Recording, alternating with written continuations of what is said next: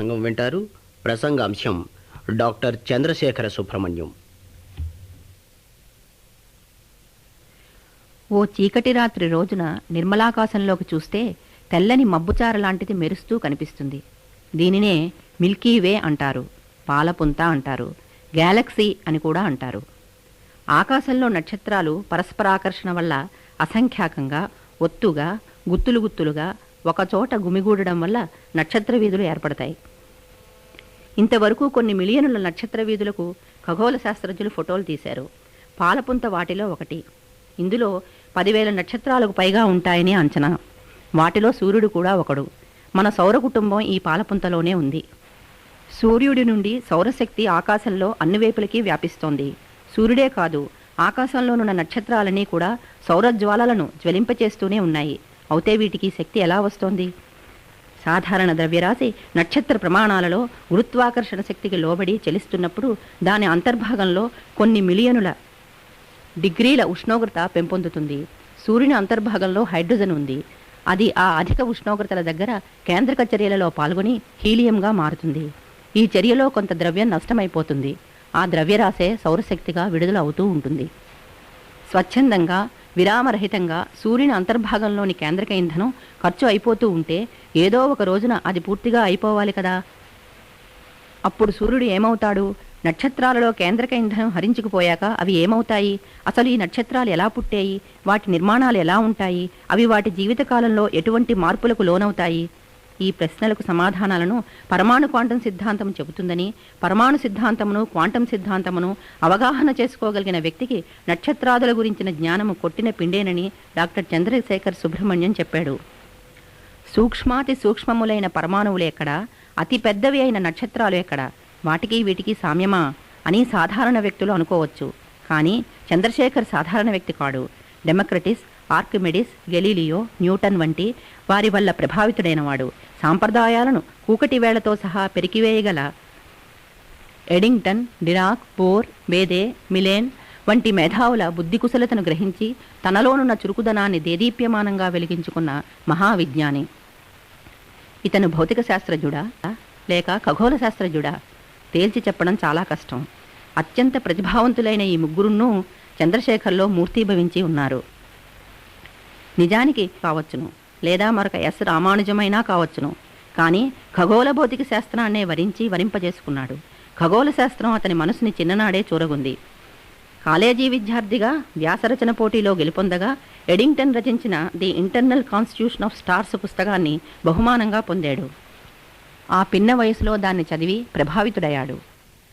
ఆధునిక పరమాణు క్వాంటం సిద్ధాంతాన్ని ఆధారంగా చేసుకుని గణితాత్మక నమూనాలను తయారు చేసి వాటి ద్వారా ఆకాశంలో వాస్తవంగా ఉన్న తారల నిర్మాణాలను, వాటి పరిణామ క్రమాలను ఊహించి విశదీకరించాడు. నక్షత్రాలు మన ఇంట్లో కాల్చుకునే కర్రముక్కలు కావు, పూర్తిగా కాలిపోయి కొసకి బూడిదని మిగల్చడానికి. అవి వాటి అంతర్భాగంలోని కేంద్రక ఇంధనం పూర్తి అయిపోయాక ప్రత్యామ్నాయాలకై ప్రయత్నం చేస్తాయి. ఈ ప్రయత్నంలో శక్తి ఉత్పత్తి స్థానం అంతర్భాగం నుండి పైపొరలకు జరుగుతుంది. దీనివల్ల నక్షత్రం అనేక నిర్మాణాత్మక మార్పులకు గురి అవుతుంది. దాని అంతర్భాగం కుదించుకుపోతే పైపొరలు పెరిగిపోతూ ఆకాశమంతా విస్తరించడం ప్రారంభిస్తాయి. అది అరుణ మహాతారగా మారిపోతుంది. ఆ దశను కూడా దాటాక శ్వేతకుబ్జతారగా మారుతుంది. ధవలకాంతిని ప్రసరిస్తుంది. ఇటువంటి క్రమ పరిణామం వల్ల ఏర్పడ్డ శ్వేతకుబ్జతారకు సిరియస్ బి ఒక చక్కని ఉదాహరణ. నక్షత్ర అంతర్భాగం కుదించుకుపోయి శ్వేతకుబ్జతారగా మార్పు చెందడానికి ఆ నక్షత్రానికి ఉండవలసిన ద్రవ్యరాశి విలువ విషయంలో ఒకానొక లిమిట్ ఉందని చంద్రశేఖర్ లెక్కకట్టి మొట్టమొదటిసారిగా చెప్పాడు. దీనినే చంద్రశేఖర్స్ లిమిట్ లేదా చంద్రశేఖర అవధి అంటారు. సూర్యుని కంటే 1.4 రెట్లకు లోపు ద్రవ్యరాశి గల తారలు మాత్రమే కేంద్రక ఇంధనం అయిపోయాక అరుణ మహాతారలుగా మారి చివరికి శ్వేతకుబ్జతారలుగా క్రమపరిణామం చెందుతాయి.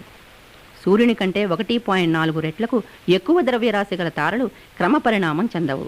అవి ఒక్కసారిగా పేలిపోయి బృహన్నవ్యతారలుగా రూపొందుతాయి.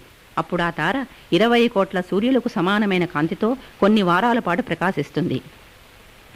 ఈ దశానంతరం నక్షత్రం పైపొరలు గగనంలోకి వ్యాపించి అంతర్భాగం కుదించుకుపోతూ చివరికి న్యూట్రాన్ తారగా మారిపోతుంది. సూర్యుని ద్రవ్యరాశి చంద్రశేఖర్ లిమిట్ లోపనే ఉంది కనుక సూర్యుడు పేలిపోయి బృహన్నవ్యతారగా మారడు. క్రమపరిణామం చెందుతూ ఎప్పుడో ఒకనాటికి శ్వేతకుబ్జతారగా మారిపోతాడు. చంద్రశేఖర్స్ లిమిట్ నక్షత్ర పరిణామ సిద్ధాంతాల్లోకెల్లా అతి ముఖ్యమైనది, మిక్కిలి ఘనమైనది, బహుశ్రేష్టమైనది. ఈ పరిశోధనానంతరం Chandrasekhar introduction to the study of stellar structure పుస్తకాన్ని రచించి ప్రచురించాడు. Principles of stellar dynamics, radiative transfer, hydrodynamic and hydromagnetic stability ఆయన ఇతర రచనలు. చంద్రశేఖర్ తన జీవితాన్ని ఖగోళ శాస్త్రానికే అంకితం చేశాడు. ఈ విషయంలో చంద్రశేఖర వెంకటరామన్ జీవితానుభవాన్ని బాగా ఉపయోగించుకున్నాడు. రామన్ ప్రారంభ దశలో ఒక పోటీ పరీక్షలో నెగ్గడం ద్వారా లభించిన ప్రభుత్వ ఉద్యోగాన్ని ఆలోచనారహితంగా చేపట్టాడు. 10 సంవత్సరాల పాటు అందులోనే ఉన్నాడు. ఆ తరువాత అస్తోష్ ముఖర్జీ రామన్లోనున్న భౌతిక శాస్త్ర పరిశోధకుణ్ణి గుర్తించి కలకత్తా విశ్వవిద్యాలయంలో ప్రొఫెసర్గా నియమించాడు. అప్పటి నుండి రామన్ సల్పిన పరిశోధనా ఫలితాలే అతనికి నోబెల్ బహుమానాన్ని తెచ్చిపెట్టాయి. కానీ రామన్ జీవితంలోని ఆ తొలి 10 సంవత్సరాల కాలం భౌతిక శాస్త్ర పురోగమనానికి వాటిల్లిన తీరని నష్టం అని మనం చెప్పక తప్పదు. సుబ్రహ్మణ్యం చంద్రశేఖర్ అటువంటి పొరపాటును చేయలేదు. ఎన్ని ప్రభుత్వ ఉద్యోగాలు అతనిని ఆహ్వానించినా వాటిని అంగీకరించలేదు. పరిశోధనకే ప్రాధాన్యతను ఇచ్చాడు. అలాగాని అతని దగ్గర తరగని ధనం ఉందని కాదు. నిజానికి తన తొలి పరిశోధనా రోజులలో డబ్బు కోసం కటకటలాడాడు. నెమలి వంటి పక్షులను ఆడించేవాడి దగ్గర డప్పు వాయిద్యగాడిగా చేరి చిల్లర డబ్బులు సంపాదించుకున్న రోజులు కూడా అతని జీవితంలో ఉన్నాయి. అయితేనే 1936లో ఎక్స్ అబ్జర్వేటరీ వారి ఆహ్వానాన్ని పురస్కరించుకొని ఖగోళ శాస్త్రజ్ఞుల సమావేశంలో ప్రసంగించడానికై చికాగో వెళ్ళాడు. పాలపుంతలోని ఒక నక్షత్రం పేలి బృహన్నవ్యతారగా మారి ఎంతటి కాంతితో ప్రకాశిస్తుందో ఆనాడు ఆ ఖగోళ శాస్త్రజ్ఞుల సమూహంలో చంద్రశేఖర్ అంతటి కాంతితోటి ప్రకాశించాడు. ఎక్స్ అబ్జర్వేటరీ డైరెక్టర్ అయిన మిస్టర్ స్టోవే కుశాగ్ర బుద్ధి కలవాడు. ఈ సుబ్రహ్మణ్యం సూపర్నోవాను గుర్తించడంలో ఏమాత్రం జాప్యం చేయలేదు. చంద్రశేఖర్ ప్రసంగం పూర్తి కాగానే అతన్ని పిలిచి తన అబ్జర్వేటరీలో ఖగోళ భౌతిక శాస్త్రజ్ఞుడిగా నియమించి తన వాణిగా చేసుకున్నాడు.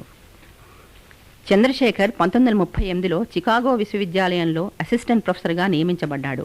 అప్పటి నుండి వరుసగా పదవుల మీద పదవులు పొందుతూ 1952కి Morton D Hull distinguished service professor of theoretical astrophysics స్థాయికి చేరుకున్నాడు.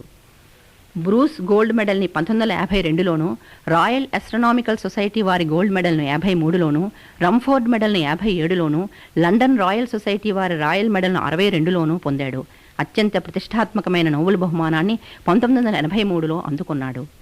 ఇంతటి మహోన్నత శిఖరాలను అందుకున్న ఈ ఖగోళ భౌతిక శాస్త్రజ్ఞుడు ఎవరో కాదు, మనవాడే, మన భారతీయుడే. మన దక్షిణ భారతదేశంలోని మద్రాసు నగరము ఇతని జన్మస్థానము. పుట్టిన తేదీ 1910 అక్టోబర్ 19. కానీ మనకి ఇతని పరిశోధనలపై ఏమాత్రం హక్కు లేదు. కారణం, చంద్రశేఖర్ అమెరికాలోనే స్థిరపడిపోయి పరిశోధనలు కొనసాగిస్తూ ఆ దేశం పౌరుడుగా మారిపోయాడు. అమెరికాలో స్థిరపడిపోవడానికి కారణం తన స్వదేశంపై ప్రేమ లేక కాదు, తన సంస్కృతి పట్ల గౌరవం లేకనూ కాదు, విదేశాల్లోని భోగభాగ్యాలపైన మక్కువ చేతనూ కాదు. తన విజ్ఞాన దేవతకే అతను తన దేశాన్ని, తన పౌరసత్వాన్ని త్యాగం చేశాడు. తొలి యవ్వన దశలో 6 సంవత్సరాలు విదేశాలలో గడిపినా కూడా అతను మద్రాసు తిరిగి వచ్చి మద్రాసు ప్రెసిడెన్సీ కళాశాలలో తనతో పాటు చదువుకున్న లలితను వివాహం చేసుకున్నాడు. అమెరికన్గా మారడానికి అతనికి చాలా కాలం పట్టింది. ఎంతో మదన పడ్డాడు, ముదిగుజ్జాలు పడ్డాడు. చివరికి 1953లో అమెరికన్ పౌరసత్వాన్ని నిశ్చయించుకున్నాడు. తాను చేసిన ఈ త్యాగానికి విజ్ఞాన దేవత తనకి సత్ఫలితాలను ఇచ్చిందని భావించి ఆ విధంగా తృప్తిపడి తనను తాను సముదాయించుకున్నాడు. స్వదేశంపై తనకి ఉన్న భ్రాంతిని, బెంగని పోగొట్టుకోవడానికి తన ఇరుగు పొరుగు అమెరికన్ సోదరులకు లలిత చేత వేణుగాన కచేరీలు పెట్టించి వినిపిస్తూ తన చుట్టూతా ఉన్న వాతావరణాన్ని దక్షిణ భారత సంస్కృతితో నింప ప్రయత్నించేవాడు. కానీ సంవత్సరాలు గడిచిన కొద్దీ పాశ్చాత్య సంస్కృతికి అలవాటు పడిపోయాడు. తీరిక సమయాలలో చంద్రశేఖర్ వినోదానికై ఆర్కెస్ట్రాను, ఛాంబర్ మ్యూజిక్ను వింటూ ఉండేవాడు. అత్యంత విలువైన తన పరిశోధనలను ప్రపంచానికి మిగిల్చి 1995లో ఈ మహోన్నత శాస్త్రజ్ఞుడు అదృశ్యమయ్యాడు.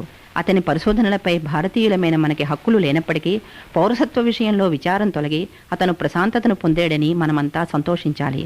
సుబ్రహ్మణ్యం చంద్రశేఖర్ ప్రపంచ శాస్త్రవేత్త, ప్రపంచ పౌరుడు.